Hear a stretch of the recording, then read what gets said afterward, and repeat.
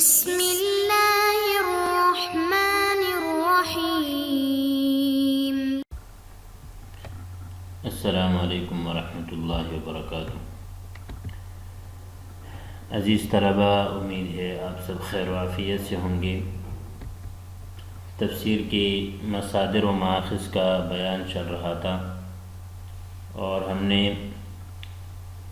تفسیر کا جو آخری مصدر پڑھا تھا وہ لغت تھا، لغہ عربیہ، اور ہم نے یہ بھی عرض کیا تھا کہ اگلے لیکچر میں ہم تفسیر کے اگلے ماخذ کو پڑھیں گے جس کا نام عقل ہے۔ آج کے اس لیکچر میں ہم 4 بنیادی مباحث سے گفتگو کریں گے۔ پہلی بحث تفسیر عقلی، تفسیر بالرائے کا تعارف، یعنی تفسیر بالرائے اور تفسیر عقلی کا کیا تعارف ہے، کس کو کہتے ہیں۔ دوسرا جو ہمارا ٹاپک ہے وہ تفسیر بالرأی میں علماء کی آراء اور راجح قول، تفسیر بالرأی جائز ہے یا جائز نہیں ہے، علماء کی کیا آراء ہیں اور اس میں راجح قول کیا ہے۔ تیسرا جو ہمارا آج کا موضوع ہے وہ تفسیر بالرأی المحمود والمذموم، یعنی تفسیر کی 2 قسمیں ہیں، ایک کو تفسیر بالرأی المحمود کہتے ہیں، ایک کو تفسیر بالرأی المذموم کہا جاتا ہے۔ ان دونوں کا تعارف بھی پیش کیا جائے گا۔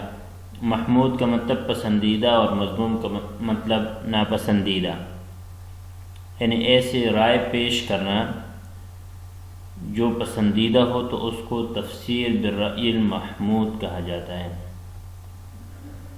اور ایسی رائے ہو جو ناپسندیدہ ہے، جو عقل کے خلاف ہے، جس کو کوئی تسلیم نہیں کرتا تو اس کو تفسیر بالرأی المذموم کہا جاتا ہے۔ اس پر بھی گفتگو کریں گے۔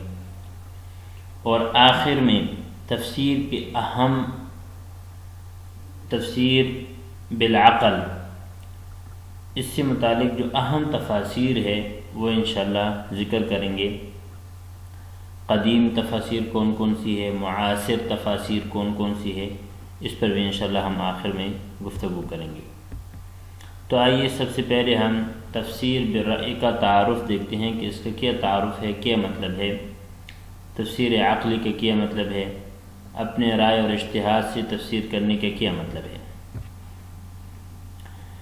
اس کی 4 پوائنٹ ہے۔ پہلا پوائنٹ قرآنی آیات کی تفسیر اور ان کے اسرار و حکمتوں کو عقل اور اجتہاد کے ذریعے سے بیان کرنا، یعنی قرآنی آیت کی تفسیر آپ اپنی عقل سے کر رہے ہیں، عقل کا مطلب یعنی اپنے اجتہاد سے کر رہے ہیں، تو یہ تفسیر بالرائے ہے۔ اس کو تفسیر عقلی، تفسیر بالرائے اور تفسیر بالدرایہ بھی کہا جاتا ہے، یعنی اسی کو تفسیر عقلی بھی کہتے ہیں کیونکہ آپ اپنے عقل کو استعمال کرتے ہوئے قرآنی آیت کی تفسیر کرتے ہیں۔ تفسیر بالرائے بھی کہا جاتا ہے، یعنی اپنے رائے سے کرتے ہیں، اور تفسیر بالدرایہ یہ بھی اس کو کہا جاتا ہے۔ یہ درایہ یعنی روایہ کے مقابلے میں ہے، یہ تفسیر بالروایہ نہیں ہے، بالدرایہ ہے، یعنی عقلی تفسیر ہے۔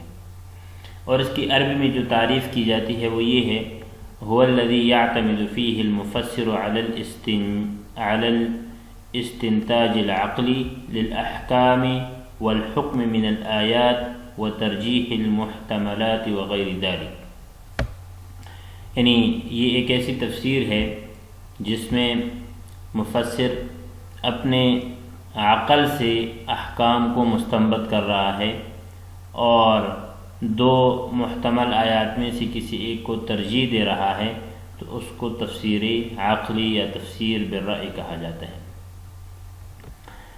آخری پوائنٹ میں یہ لکھا ہے کہ عقل کی ضرورت تو ہر کام کے لیے ہے، بلکہ تفسیر کی بنیادی مآخذ و اصولوں کو سمجھنے کے لیے بھی ہے، لیکن دیگر مآخذ کے نہ ہونے کی صورت میں ضروری علوم کے حصول کے بعد اصول و ضوابط کے مطابق تفسیر عقلی ناقابل انکار ہے۔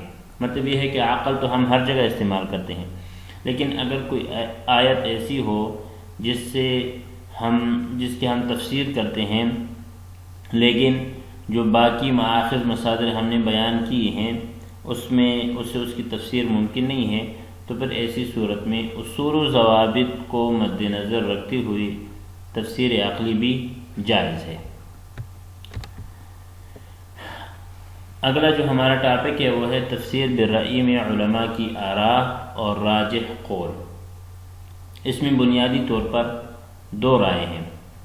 ایک، بعض علماء نے کہا ہے کہ یہ ناجائز ہے، عدم جواز کی طرف گئے ہیں، یعنی ناجائز ہے، اور بعض علماء یہ فرماتے ہیں کہ یہ جائز ہے۔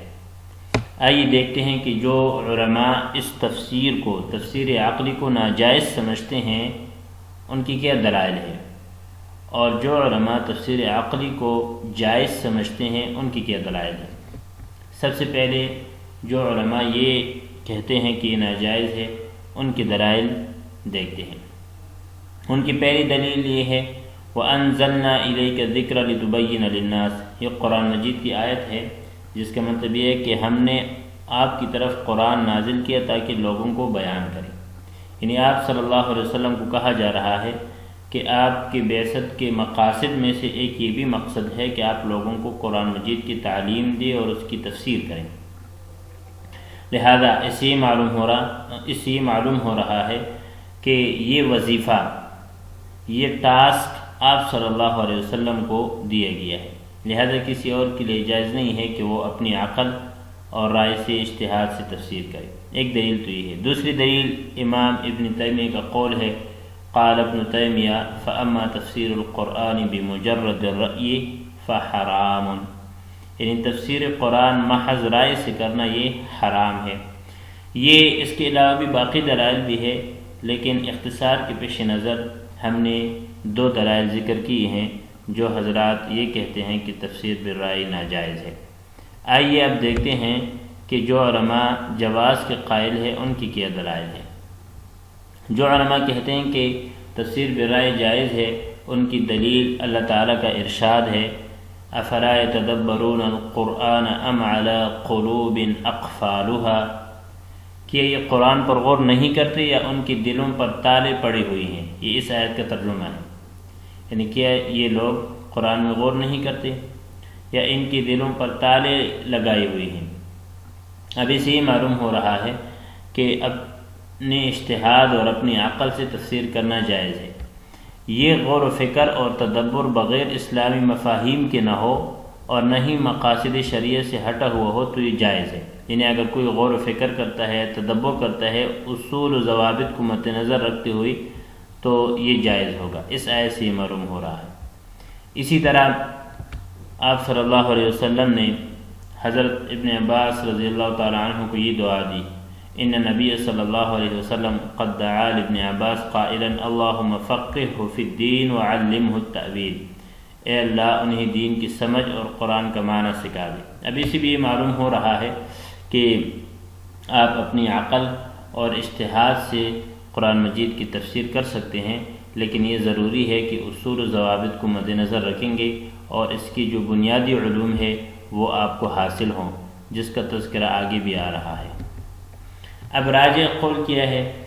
راجح قول یہ ہے کہ تفسیر عقلی جائز ہے، بشرط یہ کہ اصول کو مد نظر رکھا جائے۔ ہم نے پہلے بھی عرض کیا کہ اپنی عقل سے تفسیر آپ کر سکتے ہیں، اجتہاد سے قرآن مجید کی آیت کی تفسیر کر سکتے ہیں، لیکن اس کے کچھ اصول ہیں وہ مد نظر ہو، اور تفسیر برأی مضموم سے بچا جائے۔ تفسیر برأی مضموم کیا ہے کہ اصول و قواعد کو مد نظر نہیں رکھتے، اپنی عقل سے ویسے ہی تفسیر کرتے ہیں، اور ضروری علوم کے حصول کے بعد تفسیر کی جائے، یعنی تفسیر کی جو ضروری علوم ہے، علوم عربیہ ہے، صرف ہے، نحو ہے، تقریباً 15-16 علوم ہیں، وہ آپ کو حاصل ہو اور اس کے بعد آپ اپنی عقل سے تفسیر کر رہے ہیں تو یہ جائز ہے۔ اب اس میں آپ دیکھیں کہ تفسیر برأی المحمود اور مضموم کیا ہے، یعنی یہاں یہ جو ہم پڑھتے ہیں ان دونوں میں آپ کو یہ واضح ہو جائے گا کہ تفسیر برأی المحمود اور تفسیر برأی المضموم کس کو کہتے ہیں۔ اب جن حضرات نے تفسیر عقلی کو ممنوع لکھا ہے ان کی مراد تفسیر مضموم ہے، یعنی خلاصہ یہ ہے کہ ہم نے کہا کہ اس میں دو آراء ہے، بعض کہہ رہے ہیں کہ ناجائز ہے اور بعض کہہ رہے ہیں کہ جائز ہے۔ اب جنہوں نے کہا کہ ناجائز ہے تو ان کی مراد تفسیر مضموم ہے، اور جن کے ہاں جائز ہے ان کی مراد تفسیر محمود ہے۔ اب تفسیر مضموم کیا ہے؟ تفسیر مضموم یہ ہے کہ ضروری علوم کے حصول کے بغیر آپ تفسیر کر رہے ہیں، آپ کے پاس علوم عربیہ کے لغہ عربیہ کے علوم نہیں ہے، صرف نحو نہیں ہے، بلاغت نہیں ہے، تو آپ تفسیر کر رہے ہیں۔ متشابہات کی تفسیر میں عقل کے ذریعے تعمق کرنا، یہ بھی تفسیر مضموم ہے۔ اپنے مسلک کو اصل بنا کر اس کی خاطر الٹی سیدھی تعویلات کرنا، یہ بھی تفسیر مضموم ہے۔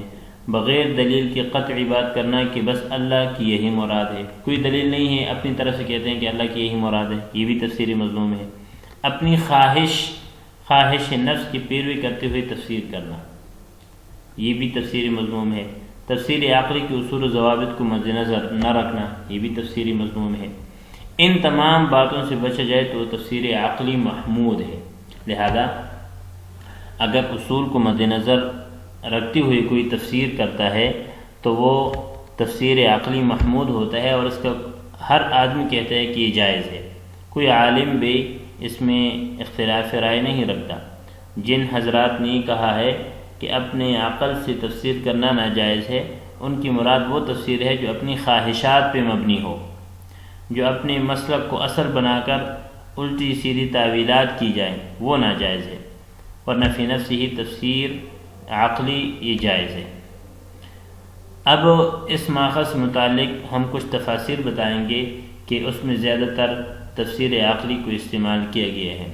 اہم تفاسیر، اس کی بھی ہم نے 2 قسمیں بنائی ہیں۔ کچھ قدیم معتبر تفاسیر ہیں، یعنی پرانی تفاسیر ہے جو معتبر ہے، وہ یہ ہے مفاتیح الغیب ہے، انوار التنزیل و اسرار التأویل، مدارک التنزیل و حقائق التأویل، لباب التأویل فی معانی التنزیل، البحر المحیط لأبی حیان الاندلسی، ارشاد العقل السلیم الی مزایا الکتاب الکریم لأبی سعود۔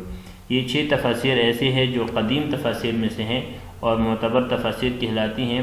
اس میں عقلی تفسیر بہت زیادہ ہے، اس میں تفسیر بالرائے کو اختیار کیا گیا ہے۔ معاصر اور معتبر تفاسیر، وہ تو قدیم تھی، اب کچھ معاصر تفاسیر ہے جو معتبر ہے، ان کا بھی ہم نے یہاں ذکر کیا ہے۔ ایسر التفسیر لکلام العلی الکبیر للشیخ ابو بکر جابر الجزائری، فتح الرحمن فی تفسیر القرآن للدکتور عبد المنعم احمد تعیلب، تفسیر البشائر و تنویر البصائر للشیخ علی الشریجی، تفسیر الشامل للقرآن الکریم للدکتور امیر عبد العزیز النابلسی، تفسیر المراغی، تیسیر الکریم الرحمن فی تفسیر کلام المنان لعبد الرحمن بن ناصر السعدی۔ یہ معاصر تفاسیر ہے اور معتبر تفاسیر میں سے ہیں، ان میں بھی تفسیر عقلی کو لیا گیا ہے۔ تو ناظرین، آج ہم نے جو کچھ پڑھا ہے وہ یہ شروع میں ہم نے آپ کو بتایا تھا کہ ہم 4 امور سے بحث کریں گے۔ تفسیر عقلی، تفسیر برائے کا تعارف وہ ہم نے پیش کیا کہ اپنے رائے اور اجتہاد سے تفسیر کرنا یہ تفسیر عقلی کہلاتا ہے۔ پھر اس میں علماء کی آراء آپ کو بتائی کہ 2 رائے ہیں، بعض علماء ناجائز سمجھتے ہیں، بعض جائز، دونوں کی دلائل بھی ذکر کی، اور آخر میں ہم نے راجح قول بھی بتایا کہ تفسیر عقلی جائز ہے اور اس میں کسی کا اختلاف نہیں ہے، اور جو علماء کہتے ہیں کہ ناجائز ہے وہ تفسیر برأی المضموم کو ناجائز سمجھتے ہیں، وہ تو ہر ایک کے ہاں ناجائز ہے، اور تفسیر عقلی محمود یہ جائز ہے۔ پھر اس کے بعد تفسیر برأی المضموم والمحمود کہ رأی محمود کا کیا مطلب ہوتا ہے اور رأی مضموم کا کیا ہوتا ہے۔ رأی مضموم میں یہی ہوتا ہے کہ اپنی طرف سے تفسیر کی جاتی ہے اور اس میں اصول و ضوابط کو مد نظر نہیں رکھا جاتا، اور تفسیر برأی المحمود میں یہ ہوتا ہے کہ اصول و قواعد کو مد نظر رکھا جاتا ہے، جو ضروری علوم ہے وہ حاصل کیے ہوتے ہیں تو تفسیر کی جاتی ہے۔ اور آخر میں ہم نے آپ کو کچھ اہم تفاسیر کی لسٹ بھی دی کہ یہ اہم تفاسیر ہے، اور ان میں بھی کچھ قدیم تفاسیر ہیں جو مفاتیح الغیب، انوار التنزیل، اسی طرح آخر تک یہ 6 تفاسیر ایسے ہیں قدیم ہیں، اور کچھ معاصر معتبر تفاسیر ہیں، ایسر التفاسیر، فتح الرحمن، تفسیر البشائر الی آخرہ۔ یہ ان کا آپ مطالعہ کریں گے تو ان تفاسیر میں آپ کو تفسیر عقلی سے متعلق بہت مثالیں ملیں گی۔ امید ہے آپ کو آج کا یہ لیکچر سمجھ آیا ہوگا، اور یہ آخری ماخذ تھا تفسیر کے مصادر و ماخذ میں سے، آخری ماخذ قرآن تھا۔ آج کے لیکچر میں تفسیر کی مصادر و ماخذ پورے ہو گئے ہیں۔ السلام علیکم ورحمۃ اللہ وبرکاتہ۔